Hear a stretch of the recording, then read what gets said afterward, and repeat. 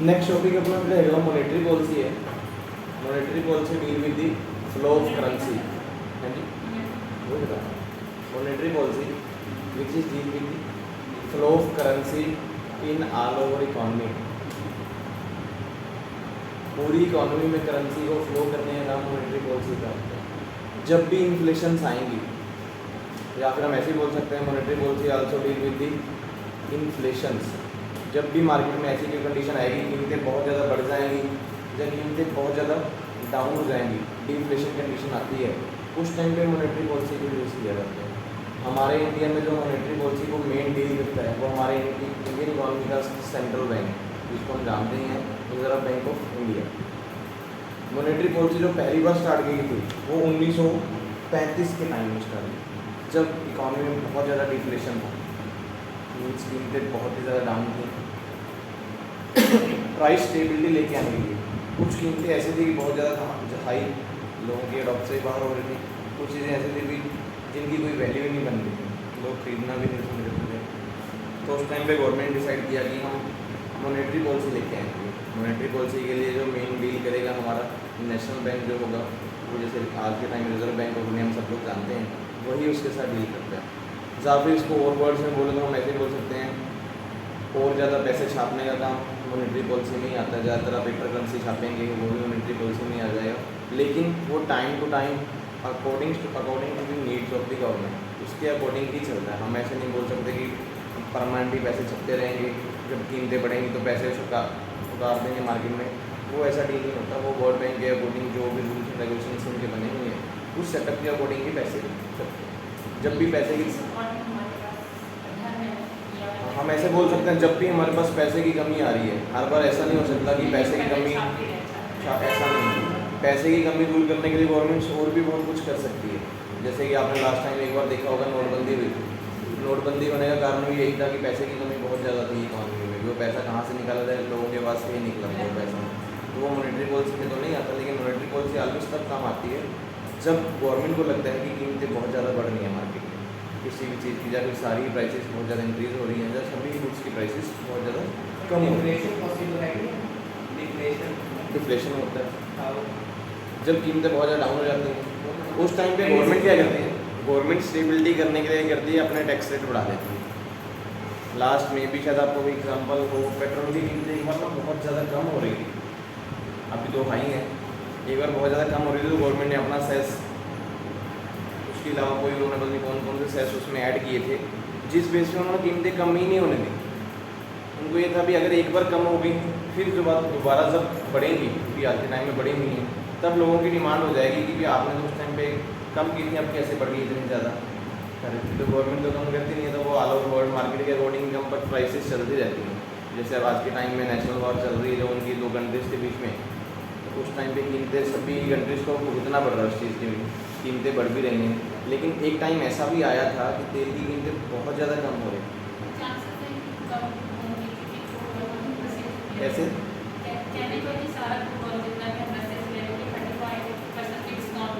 काफ़ी कंट्रीज ने बैन कर दी है उसके तेल को, तो वो उन्हें हम सप्लाई कर रहे हैं, तो उस अकॉर्डिंग तेल हमारे पास ज़्यादा आ रहा है। आने के टाइम में ये पॉसिबल है कि हमारे में ये गवर्नमेंट डिसाइड करेगी। गवर्नमेंट वो क्या चाहती है, कोई टैक्स बढ़ाएगी, अगर बढ़ा देगी तो वही रेट चलते रहेंगे, अगर कम करती है, फिर उनको ये भी होता है ना भी एक बार में अगर कम कर दिए तो बाद में जब बढ़ेंगे फिर लोगों ने उसको अडॉप्ट नहीं करना, तो उसके लिए कहाँ से, इसलिए कभी भी गवर्नमेंट उस चीज़ को कम नहीं कर सकती। मॉनेटरी पॉलिसी के लिए मैंने आपके पास सबसे पहले इंडिया में बताया कि मॉनेटरी पॉलिसी जो आपकी इंडिया में स्टार्ट हुई पहली बार 1935 से 1949 के टाइम पीरियड में स्टार्ट हुई। वो इनिशियल फेज था जब हमारी इंडियन इकोनॉमी में ग्रेट डिप्रेशन था, facing the from the world economy. अगर वर्ल्ड इकोनॉमी के अकॉर्डिंग देख रहे तो हमारी इकोनॉमी की कीमतें बहुत ज़्यादा डाउन थी। सभी का मान लो कोई व्यापार भी कुछ करना होता था, कुछ भी करना, हमें चीज़ें खरीदने के लिए बहुत ज़्यादा पे करने पड़ते थे पैसे, कोई स्टेबिलिटी नहीं थी मीन्स प्राइस की, कीमतें कोई लेना ना देना कुछ है ही नहीं था। बैंक कोई रूल्स है ही नहीं, वैसे बैंक और इतने थे नहीं उस टाइम पे, बैंक तो बाद में उसके बाद जाके रिवॉल्व हुए। तो गवर्नमेंट ने सेटअप किया कि हम ऐसा एक वर्ल्ड बैंक सेटअप अपना करेंगे जिस बेस में हमारी इकोनॉमी प्राइसेस सेटअप हो जाएंगे। जो रूल्स होंगे बैंक्स के लिए, पैसे की जरूरत पड़ेगी या फिर गवर्नमेंट ने कहीं से पैसा लेना है तो उसके लिए रेट ऑफ इंटरेस्ट सेटअप करना। तो फिर आपके जो इंटरेस्ट रेट हैं, बोरिंग रेट हैं या फिर सेविंग के ऊपर आपको जो इंटरेस्ट रेट मिल रहे हैं वो सभी को सेटअप करना ताकि मार्केट में कभी भी पैसे की कमी ना हो। आज के टाइम में हम लोग देखते हैं कि बैंकों में पैसा जमा हम लोग करवाते हैं, रीज़न क्या होता है कि हमें इंटरेस्ट मिलेगा, ब्याज मिलेगा, घर पे पैसा पड़ा रहेगा, नहीं मिलेगा। पहले लोग घरों में ही रखते थे पैसा, अपने आप ही कीमतें कम हो जाती थी पैसे की, लोग बाहर लेके जाते नहीं थे। अब आज के टाइम में भी देख लो, किसी का पुराना घर देख लो, कुछ भी देख लो, आपके घरों में ना तो तिजोरियाँ पुराने घर में आज के टाइम में भी मिल जाएंगी, जिनके पुराने बने हुए हैं, मे भी किला टाइप जैसे पहले घर बनते थे, दीवारों में ही तिजोरियाँ आती। मुझे याद है हम लोगों ने भी ऐसा एक घर खरीदा था, उसमें भी खाली हाथ नीचे तक जाता था, तो लोगों को भर के रखते थे, उस चीज़ छुपाते थे। उस टाइम पे लोग पैसे मार्केट में लेते थे। गवर्नमेंट ने सेटअप यही किया था कि हम इंटरेस्ट रेट लेके आएँ, इंटरेस्ट रेट पॉलिसी ऐसी सेटअप करेंगे ताकि लोग मार्केट में पैसा लगाएं। आज के टाइम में बहुत सारे लोग लगाते हैं। आज के टाइम तो आप देखोगे म्यूचुअल फंड्स, बहुत कुछ ऐसी स्कीम्स चलती हैं, गवर्नमेंट भी बहुत सारी स्कीम्स चलाती है, जैसे कि बॉन्ड्स हम बोल रहे हैं, गोल्ड बॉन्ड्स वगैरह, बहुत सारी स्कीम्स हैं जहाँ पे आप पैसा लगाइए, आपका पैसा ज़्यादा भी होगा। अगर लॉन्ग टाइम के लिए लगाते हैं डबल पैसा भी हो जाता है, वो लॉन्ग टाइम के इन्वेस्टमेंट के ऊपर। पहले टाइम में ऐसी कोई स्कीम्स थी नहीं, लोग पैसे जमा करते थे, पैसे जब जमा हो जाते थे तो गवर्नमेंट को सफ़र करना पड़ता था, क्योंकि जब उस टाइम पे क्या था, इम्पोर्ट बहुत ज़्यादा था, एक्सपोर्ट था ही नहीं। इम्पोर्ट जब करते तो बर्डन किसके ऊपर होता था, गवर्नमेंट के ऊपर ही बर्डन होता था। तो इसी चीज़ों को डील करने के लिए गवर्नमेंट ने जो पॉलिसी स्टार्ट की वो 1935 में स्टार्ट की, वो आपकी मॉनेटरी पॉलिसी। मॉनेटरी पॉलिसी में सबसे पहले जो उन्होंने डिसाइड किया वो क्रेडिट प्लानिंग के स्टार्ट। ये क्रेडिट प्लानिंग का जो मेन उन्होंने फेस लगाया 1969 से स्टार्ट किया कि हम क्रेडिट देने की प्लानिंग सेटअप करेंगे। मार्केट में अगर आधार में पैसा देना है तो हम किस रेट पे देंगे, क्योंकि जिन लोगों को रिक्वायरमेंट होती थी उन लोगों को पैसा मिलता नहीं था। लेकिन गवर्नमेंट ने उस टाइम सेटअप किया कि कुछ क्रेडिट रेट सेटअप कर दो जिस बेस पे हम मार्केट में पैसा उतार सकें। ऑब्जेक्टिव क्या थे मेन, जो हमारी मॉनेटरी पॉलिसी सेटअप की गई उसका मेन ऑब्जेक्टिव है सबसे पहले higher economic growth. Indian economy की ग्रोथ हो, इसी के लिए मॉनेटरी पॉलिसी लेके आए। मेन काम था कि मार्केट में पैसा अवेलेबल लेके आए। मार्केट में जब पैसा अवेलेबल होगा तो अलग अलग सेक्टर में ऑटोमोड पे ही ग्रोथ होनी स्टार्ट हो जाएगी। लोग जब पैसा मार्केट में लगाएंगे तभी जाके डेवलपमेंट होगी, अदरवाइज डेवलपमेंट होगी नहीं। अभी आप ही होगी, मान लो आपके पास 10 रुपये हैं, अब रख दो 10 रुपये, 10 साल बाद निकाल लो, नोट ही थोड़ा साफ सा हो जाएगा। उसका 10 का अगर मार्केट में लगाओगे 10 के 11 12 कुछ ना होने के चांसेस तो होंगे। घर पे पड़ेंगे उसके कोई चांसेस नहीं है, उसके चांसेस क्या है, घर बड़े पड़ेंगे खराब होने के ज़्यादा चांसेस। आजकल टाइम तो ऐसे ही गवर्नमेंट ने नोट ही ऐसे बना दी, ज़्यादा टाइम छुपा के रख लो, उनकी हालत ही ख़राब हो जाती है। कई बार गांधी जी के वाल ही आ जाते हैं अपने आप, ऐसे तो होते नहीं गांधी जी के, तो ऐसी कंडीशन भी मार्केट में आपको मिल जाती है। इकोनॉमिक ग्रोथ सेटअप हो सके इसीलिए मॉनेटरी पॉलिसी लेके आए। इकोनॉमिक ग्रोथ में उन्होंने सिर्फ एक सेक्टर को नहीं लिया, हम बोल सकते हैं कि जीडीपी इंक्रीज हो, नेशनल इनकम इंक्रीज हो, अलग अलग सेक्टर में हम आगे बढ़े। ये ना हो कि हमारी इकोनॉमी पीछे चलते हो। जैसे आज के टाइम में गवर्नमेंट ने सेटअप किया कि हम 5 ट्रिलियन बोला हुआ है ना, 5 ट्रिलियन इकोनॉमी बनाना, पता नहीं 3 ट्रिलियन 5 ट्रिलियन इकोनॉमी बनाना है। इंडियन गवर्नमेंट बोल रही थी, बनेगी या नहीं बनेगी वो तो बात की बात है, लेकिन इकोनॉमिक ग्रोथ उन्होंने सोचा कि पैसा मार्केट में आना चाहिए, कहीं से भी पैसा आए। उसके बाद full employment level, monetary policy लेके आने का मतलब ये भी था कि फुल एम्प्लॉयमेंट जनरेट हो। वो कैसे जनरेट होता है, तो कि लोगों को पैसा दे दे और लोग पैसे के लिए काम करें। उनके कहने का मतलब था अगर मार्केट में पैसा होगा तभी इंडस्ट्रीज चलेंगी, इंडस्ट्रीज चलेंगी, एग्रीकल्चर जो मेन सोर्स है वो आगे बढ़ेगा, पैसा लोगों के पास होगा, लोग काम करेंगे, और लोगों को भी काम पे देंगे, तो एम्प्लॉयमेंट लेवल भी फुल हो, इसलिए मॉनेटरी पॉलिसी लेके आए। उसके बाद प्राइस स्टेबिलिटी, जिन कीमतों की पता ही नहीं था, किसी चीज़ प्रोडक्ट की कीमतें बहुत ज़्यादा बढ़ रही थी, किसी की कीमतें बहुत ज़्यादा कम हो रही थी, तो उन चीज़ों में स्टेबिलिटी लेवल लेके आए। गवर्नमेंट ने एक रूल भी जैसे हम बोल सकते हैं प्राइस फ्लोर और प्राइस सीलिंग ऐसा सेटअप किया हुआ है। प्राइस फ्लोर रखते हैं कि कीमतें इससे ज़्यादा नहीं होनी चाहिए, जब भी कीमतें होंगी इससे डाउन होनी चाहिए। प्राइस सीलिंग होती है जब भी कीमतें होंगी इससे कम ना हो। जैसे हम बोल सकते हैं कि गवर्नमेंट ऐसे बोलती है, शायद मेरे को शायद लगता है क्लोज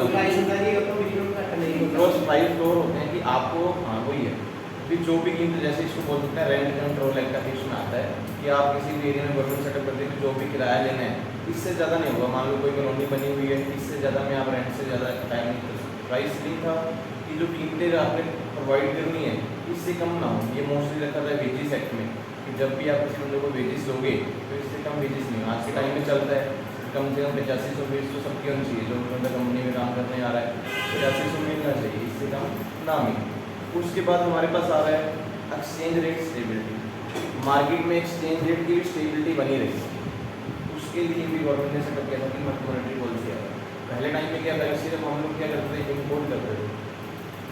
इम्पोर्ट करते थे तो सारा पैसा यूएस करेंसी में ही पेमेंट देना होता था। लेकिन आज जब मॉनेटरी पॉलिसी गवर्नमेंट ने सेटअप किया कि हम लोग एक्सपोर्ट में ज़्यादा काम करें, पैसा मार्केट में आएगा, कुछ इंडस्ट्रीज ऐसे लगाई जाएँ जिसमें एक्सपोर्ट लेवल है।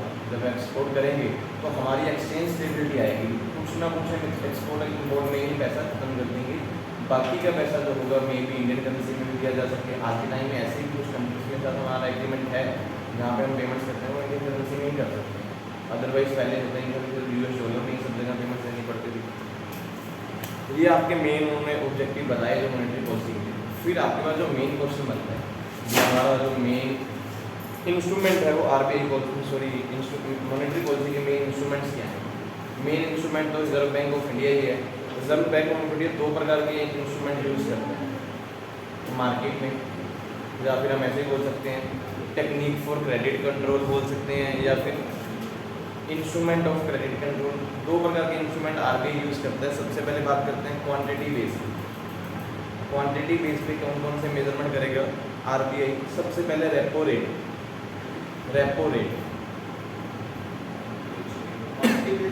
हाँ जी,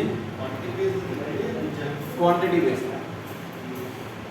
क्वांटिटिव इंस्ट्रूमेंट्स हैं। सब तो पहला जो साढ़े को बैंक का रेपो रेट कई बार 2 नंबर के भी पूछ सकते हैं। ये वो रेट होता है जो reserve bank of India overnight ਲਈ या फिर कुछ टाइम ਲਈ अदर बैंक्स ਨੂੰ ਵਿਆਜ ਦੇ ਉੱਪਰ ਪੈਸੇ ਇਸ਼ੂ ਕਰਦਾ ਹੈਗਾ, उस रेट ਨੂੰ ਕਹਿੰਦੇ हैं रेपो रेट। ਬਾਈ ਦਾ ਵੀ ਇਦਾਂ ਦੇਖੋ ਮਾਰਕੀਟ ਜਿਸ ਤਰ੍ਹਾਂ ਦੇਖਦੇ हैं ਮਾਰਕੀਟ ਵਿੱਚ ਬਹੁਤ ਸਾਰੇ ਬੈਂਕਸ ਨੇ, ਕਈ ਵਾਰ ਕੋਈ ਇਦਾਂ ਦੀ ਕੰਡੀਸ਼ਨ ਆਵੇ ਮਾਰਕੀਟ ਦੇ ਵਿੱਚ ਵੀ ਬੈਂਕਸ ਨੂੰ ਪੈਸੇ ਦੀ ਲੋੜ ਪਵੇ ਤਾਂ ਓਵਰਨਾਈਟ ਲਈ ਜਾਂ ਕੁਝ ਟਾਈਮ ਲਈ ਬੈਂਕ ਆਰਬੀਆਈ ਤੋਂ ਵੀ ਪੈਸੇ ਲੈ ਸਕਦੇ ਨੇ, ਤਾਂ ਕਿ ਉਹਨਾਂ ਨੂੰ ਇਹ ਨਾ ਹੋਵੇ ਕਿ ਮਾਰਕੀਟ ਦੀ ਪੈਸੇ ਦੀ ਕਮੀ ਹੋ ਰਹੀ ਹੈ। ਉਸ ਟਾਈਮ ਤੇ ਜਿਹੜਾ ਰੇਟ ਰੱਖਿਆ ਜਾਂਦਾ ਹੈ ਉਹ ਅੱਜ ਦੇ ਟਾਈਮ ਕਰੰਟ ਜਿਹੜਾ ਹੈਗਾ ਰੈਪੋ 5.40 करंट रेट है। सानू ये भी याद रख लो जिस टाइम तुम एग्जाम देने जाना मे बी दिसंबर के फिर भी एक बार चेक कर लो, कई बार टाइम के अकॉर्डिंग चेंज भी कर देंगे ने। करंट जो रेपो रेट है 5.40% है। अगर कोई भी bank reserve bank of India को उधार के पैसे लेंदा है तो उन्होंने 5.40% इंटरेस्ट रेट के अकॉर्डिंग पैसे बैंक का मैक्सिमम पीरियड कितना हो सकता है।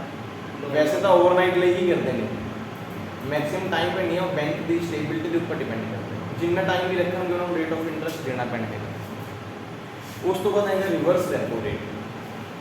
रिवर्स रेपो रेट होता है कुछ कंडीशन इदां दी भी हो जाती है, कई बार रिजर्व बैंक ऑफ इंडिया को भी अगर पैसे की रिक्वायरमेंट हो तो किसी भी बैंक को अपने पैसे ले सकते हैं, वो भी इंटरेस्ट के ऊपर ले सकते हैं। उसका जो करंट रेट है वो है 3.35। आज के टाइम के जो करंट रेट है 3.35%। मतलब अगर आरबीआई किसी भी बैंक तो उधार के पैसे लेगा तो वो 3.35% के अकॉर्डिंग लेगा। फिर उस तो बाद है CRR cash reserve ratio. Cash reserve ratio की होंगे कई बार ये भी थोड़ा 2 नंबर के क्वेश्चन ना भी पा सकते हैं, वैसे तो इकट्ठा सानू लिखना ही होगा। ये वो रेशियो होती है जो भी कोई बैंक इस्टैबलिश होगा उन्होंने अपनी कैपिटल का कुछ percent reserve bank of India को एज ए सेविंग के तौर पर रखना पड़ता है। जो भी लिक्विडेशन लैवल आए या डिस्ट्रीब्यूशन लैवल आए तो आरबीआई को सपोर्ट दे सके, तो बैंक थोड़ा पैसा तुम प्रोवाइड कर सके एज ए सेफ्टी मेजर्स ही कह सकते हैं। जो भी कोई बैंक मार्केट आएंगे, बहुत सारे बैंक ऐसे देखने मार्केट अवेलेबल ने, जो भी बैंक आऊगा कोई भी उन्हें अपना सर्टिफिकेट लेना है, रजिस्ट्रेशन स्टार्ट होना है, तो वो रेशियो जिस बेस अपना पैसा वो मार्केट के नहीं लगाऊगा उन्ना पैसा उन्होंने अपना आरबीआई को सेव रखना पड़ेगा। ये जी रेशियो है करंट 4.50।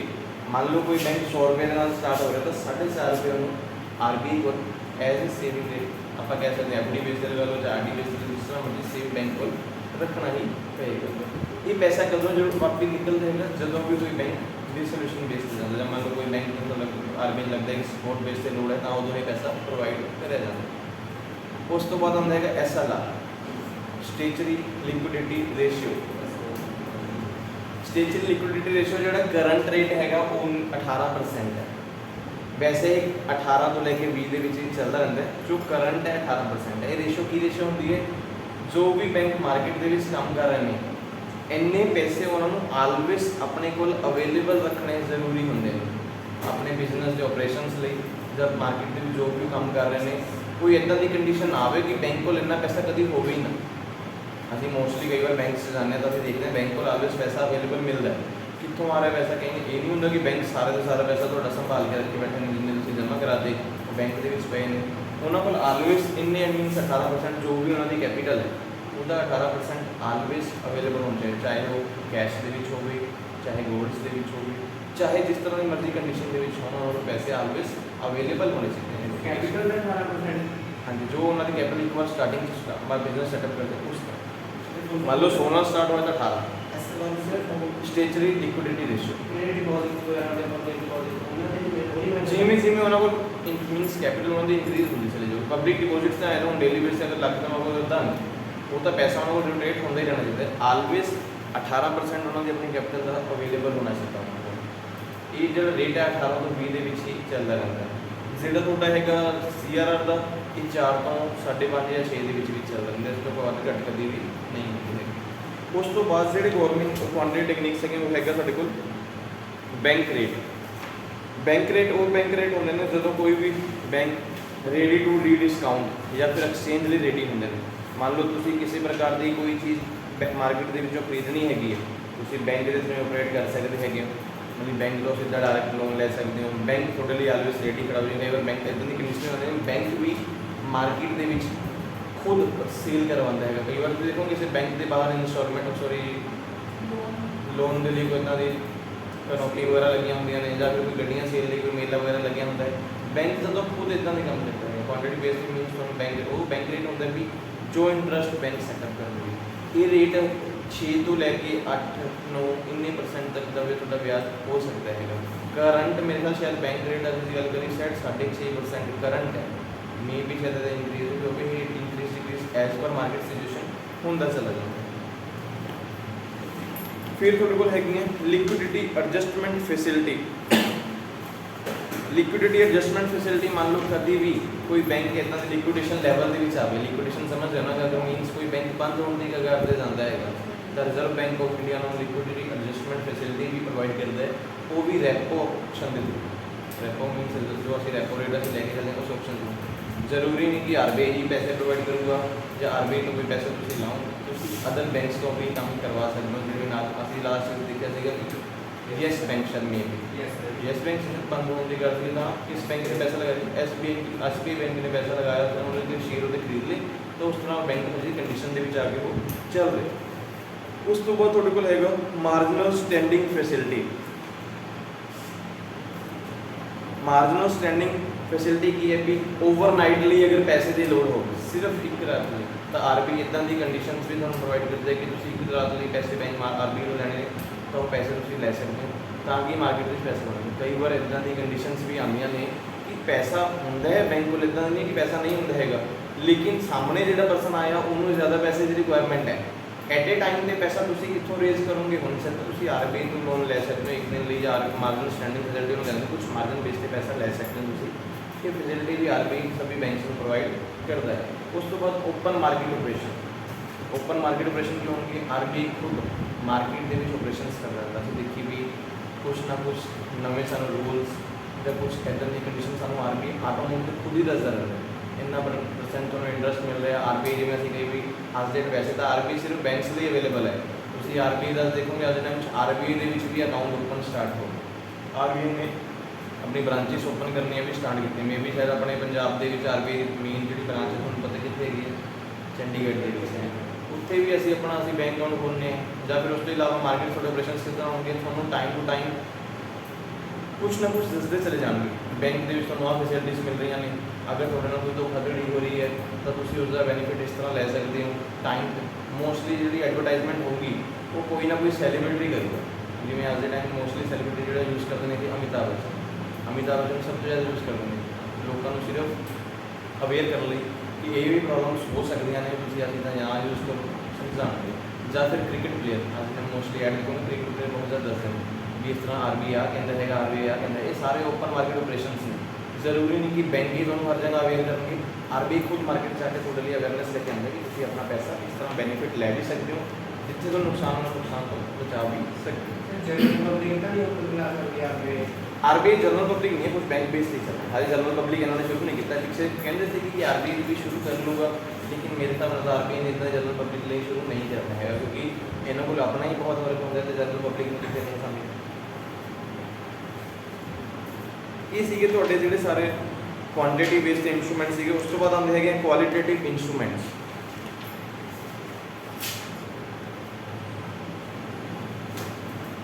क्वालिटेटिव इंस्ट्रूमेंट जो सब तो पहला जो पॉइंट आना है डायरेक्ट एक्शन। डायरेक्ट एक्शन कभी कोई इदा की कंडीशन आवे मार्केट के विच, अगर कोई बैंक आरबीआई को फॉलो नहीं करता है, रूल्स एंड रेगुलेशन उसे नहीं मनता है, तो आरबीआई डायरेक्ट उस बैंक के ऊपर एक्शन खुद लेता है। उस बैंक का बिजनेस स्टॉप करना हो या उस बैंक के बिजनेस अपने हैंड के लेना हो, तो आरबीआई इदा के काम भी कर सकते हैं। बहुत बार इदा की कंडीशन आप कुछ बैंकों बारे देख भी चुके हैं, मे बी शायद महाराष्ट्र के बैंक के होया सीगा, फिर कुछ टाइम इन्होंने पीएनबी बैंक ली, फिर इन्होंने कुछ टाइम सिर्फ पीएनबी बैंक से ज़्यादा टाइम नहीं करे, थोड़ा टाइम लिया सीगा। जो बैंक सॉरी आरबीआई लगता है कि किस लोगों का पैसा जो है डुबता चला जा रहा है, या कुछ कंडीशंस इदा की आ रही हैं कि बैंक जो रूल्स बनाए हुए हैं अकाउंट ओपन करने दे, लोन देने दे, उन्होंने फॉलो ही नहीं कर रहे हैं, तो उस टाइम पर आरबीआई अपने हाथ के कंट्रोल ले जाता है। सिर्फ इसलिए करते हैं कि सिर्फ लोगों का विश्वास बना के रखना। आज के टाइम मे भी शायद भी सुनिया होगा कि नवी स्कीम भी जिम्मे बैंक के स्टार्ट की है, थोड़ा बैंक के पैसा जमा है, बाई द वे बैंक बंद तो लोगों का पैसा खराब हो जाता है। पहला ही कंडीशन चल रही थी कि लोगों को पैसा जितने ज़्यादा पैसा जमा होते हैं बहुत ज़्यादा लॉस है, तो गवर्नमेंट ने ये सेटअप किया है एज पर आरबीआई के नाल मिलकर अगर कोई इदा की कंडीशन आती ने, कोई बैंक फ्रॉड हो जाता है या बैंक भर जाता है, तो थोड़ा 5 लाख रुपये की इंश्योरेंस बेस शायद एक स्कीम शुरू हुई हुई है। अगर तुम इतनी कंडीशन होगी तो 5 लाख की इंश्योरेंस हैगी है कि ऑलवेज पैसा तुम्हें मिलना ही मिलना है, चाहे गवर्नमेंट प्रोवाइड करे चाहे आरबीआई प्रोवाइड करे। ये डायरेक्ट एक्शन कदों लेते हैं आरबीआई वाले, जो कोई बैंक इदा के फ्रॉड बेस है जी। हाँ जी हाँ जी, आपका बैंक अकाउंट है, बैंक भाग गया, कोई प्रॉब्लम नहीं, आपका पैसा डिपॉजिट होना चाहिए इसमें बैंक। ये भी नहीं है भी जीरो बैलेंस वाला खाता खुलाया वो मोदी की 15 लाख लेंगे। उसके बाद मोरल सुएसन।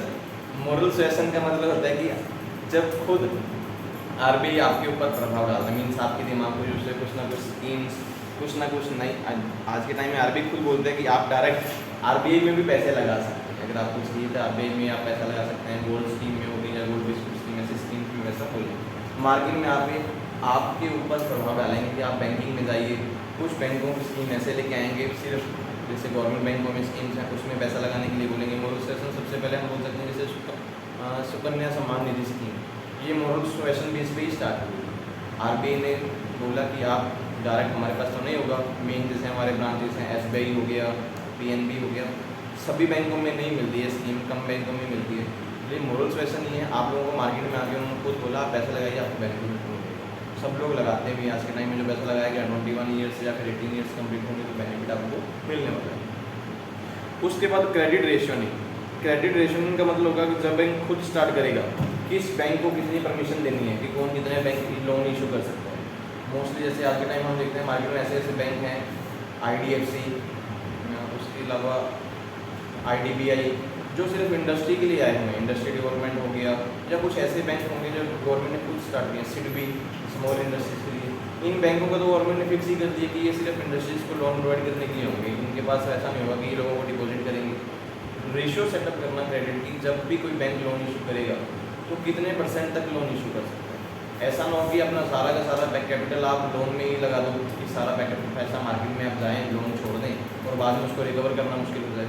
मोस्टली हम बैंकों में देखते हैं डिपॉजिट का काम चलता है, डिपॉजिट्स आप ही का पैसा मार्केट में उतारते हैं, लेकिन सारा का सारा पैसा कभी मार्केट में नहीं उतारते। प्राइवेट बैंक मोस्टली ऐसा करते हैं, मोस्टली जैसा आएंगे तो सारा पैसा मार्केट में लगाते हैं, चाहे वो लोन बेस पे हो, लेकिन उसके लिए नॉन सेटअप करना ये भी आरबीआई ही करता है। Marginal requirement. मार्जिनल रिक्वायरमेंट का मतलब क्या होगा कि हमेशा वो देखते हैं कि जब भी वो लोन इशू करेंगे 80 to 85% परचेज वैल्यू के अकॉर्डिंग। मार्जिनल रिक्वायरमेंट समझते हो? आरबीआई ने सेटअप किया अभी कोई भी बंदा आपसे लोन लेने आया, आप ऐसे नहीं कह सकते कि 100 रुपये की चीज़ है तो 100 रुपये की लोन इसको दे दो। हमेशा उसमें मार्जिन लेके चलिए, आप 80 से 85 रुपये तक उसको लोन इशू कर सकते हैं। आप ही मैं एग्जांपल बोलूँ, आपकी बैंक में 50,000 की FD है, आपने मिनिमम लोन लेना है, आप बोलोगे मेरी FD रख लो मुझे 50,000 रुपये दे दो, ऐसा कभी नहीं होता। बैंक आपको अगर लोन इशू करेगा 50 की जगह 35 या 40, इससे ज़्यादा नहीं होगा। वो भी तब इशू करेगा अगर आपके बैंकिंग रिलेशन अच्छे हैं, तो कि अगर आपकी बैंकिंग हैबिट है, आप बैंक में महीने में कम से कम 4-5 बार जा रहे हैं, तब आपको जाके ऐसे लोन इशू होना है। अदरवाइज लोन इशू कभी नहीं करते। कोई भी प्रॉपर्टी पे लोन लेना तो RBI ने खुद सेटअप किया कि आप जब भी लोन इशू करेंगे, कुछ भी किसी बंदे को क्रेडिट इशू करना, तो उसमें हमेशा मार्जिन आपका होना चाहिए। जितने की चीज़ है उतने का ही आप इशू मत कीजिए, क्योंकि मार्केट हम कुछ भी बोल सकते हैं हमारी प्रॉपर्टी इतने की है। पहले उसकी वैल्यूएशन करवाई जाएगी, वैल्यूएशन पे जो वैल्यूटर बोलेगा उसकी कम कीमत से भी आपको लोन मिलेगा। वैल्यूटर ने वैल्यूएशन बना दी 50 लाख, लोन आपको 50 लाख का नहीं मिलेगा, फिर भी वो कम मिलेगा, 35-30 लाख उसी अकॉर्डिंग मिलेगा। तब भी वो ऐसे वैल्यूएशन क्यों करवाते हैं? बाई द वे ऐसी कंडीशन आएगी, आप लोगों ने पैसा ना भरा तो आपकी प्रॉपर्टी वो सील करेंगे, उसको ऑप्शन लगा के सेल कर देंगे। एक आता है selective credit control. Selective credit control method वो है सेंट्रल बैंक के द्वारा कुछ ही चैनल्स या फिर कुछ ही पॉलिसीज यूज़ की जाती हैं, सभी चैनल्स को यूज़ नहीं करता RBI। हम बोलते हैं कि आज के टाइम में आप बहुत सिंपल बेसिस देखो, अगर इंटरनेट बैंकिंग यूज़ करते हो या किसी को भी पैसे ट्रांसफ़र कर रहे हो, कुछ ही बहुत ज़्यादा भी नहीं, मे भी शायद 1, 2 या 3 चैनल, ज़्यादा से ज़्यादा 4 होंगे, उन्हीं चैनल्स को यूज़ किया जाता है सिर्फ पैसा ट्रांसफ़र करने के लिए। सभी कंपनीज़ को अलाउ नहीं किया जाता कि आप ट्रांसफ़र में आइए। ऑनलाइन ट्रांजेक्शन हम देखते हैं होते हैं, पैसा यहाँ से निकाला, आपने छोड़ा, दूसरे खाते में चला जाता है। उसके लिए कुछ ही सॉफ्टवेयर जैसे यूज़ करते हैं, मैं भी शायद पेयू मनी शायद आपने सुना होगा। अब ये तो सभी हमारी ऐप्स आ गई ना, वैसे भीम पे तभी यूज़ किया, तो UPI में यूज़ कर रहे हैं। जो चैनल वो यूज़ करते हैं, एक बिलडेस्क आपने सुना होगा, बिलडेस्क है, पेयू मनी है, एक गवर्नमेंट का लॉन्च सॉफ्टवेयर जो क्रेडिट कंट्रोल टेक्निक्स है, जो पैसा ट्रांसफ़र करने में फैसिलिटीज़ देती है। गवर्नमेंट सभी कंपनीज़ को, कोई भी कंपनी बोले कि हमने भी अपना सिस्टम ऐसा बना लिया कि हम लोग इसको आप यूज़ कीजिए, आप पैसा ट्रांसफ़र होगा, लेकिन गवर्नमेंट ने खुद सेटअप किया होगा। ऐसा नहीं है कि किसी का साथ फ्रॉड हो जाए या कुछ हो जाए, तो क्वालिटेटिव बेस पे ये भी बैंक दिखाता है कि हमारे पास क्वालिटी बेस पे कुछ 1-2 सॉफ्टवेयर या 3-4 सॉफ्टवेयर ऐसे हैं जिस बेस पे सिर्फ ऑनलाइन ट्रांजेक्शन्स हो रही हैं। आज के टाइम में UPI जो शुरू हुआ, यूनिवर्सल पेमेंट सिस्टम हम जिसको बोलते हैं, ये तो सिस्टम है अलग अलग। आपने पैसे IMPS है, RTGS है, ये तो बैंक ने आपको सर्विसेज प्रोवाइड की हुई हैं। जो भीम पे है ये भी सर्विसेज प्रोवाइड की हुई है। आप स्कैन कीजिए, किसी को UPI से पैसा ट्रांसफर, तो हमें सर्विसेज प्रोवाइड करते हैं। सर्विसेज तो अलग से बात है। ये थे आपके पास जो टॉपिक, जो आपके मेन था क्वेश्चन, जो आपको RBI के बेस पे पूछा जाता है। कई बार RBI ही पूछ लेते हैं कि RBI क्या है, उसकी आपको टेक्निक्स बतानी होगी, या फिर क्वालिटी या क्वांटिटी मेजर पे इंस्ट्रूमेंट्स क्या है वो बतानी होगी, या फिर मॉनेटरी पॉलिसी पूछते हैं, मॉनेटरी पॉलिसी भी नहीं होती। RBI कब होगा अभी इस्टेब्लिश? कुछ है RBI कब आए? अगर RBI ही बोल देंगे कि RBI कब इस्टेब्लिश हुआ, फिर क्या लिखेंगे? RBI बैंक नेशनलाइज कब हुआ है?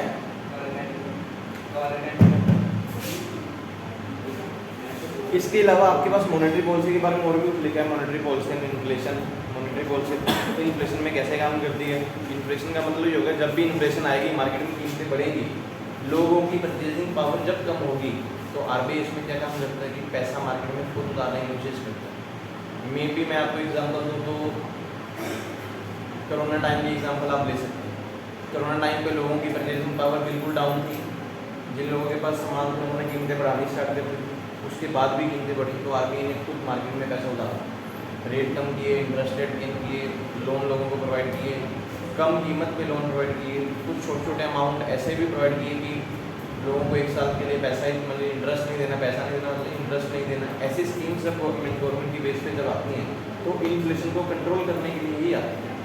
कभी भी इन्फ्लेशन को कंट्रोल करना है तो RBI साथ मिलकर, या फिर हम ऐसे बोल सकते हैं मॉनेटरी पॉलिसी के साथ लेके इन्फ्लेशन को कंट्रोल किया जा सकता है। जब भी ऐसी कोई कंडीशन आएगी तो वो टारगेट बेस पे आएगा। टारगेट पहले सेटअप किए जाएंगे, उसके बाद उसकी पोजीशन चेक की जाएगी। जो टारगेट आज सेटअप कर रहे हैं उसके आगे जाके क्या पोजीशंस आएंगी, वो सब सेटअप करके इसको मॉनेटरी पॉलिसी को इकट्ठा लेके चलते हैं। ये था आपका मॉनेटरी पॉलिसी का टॉपिक। बाकी जो आपके पास कुछ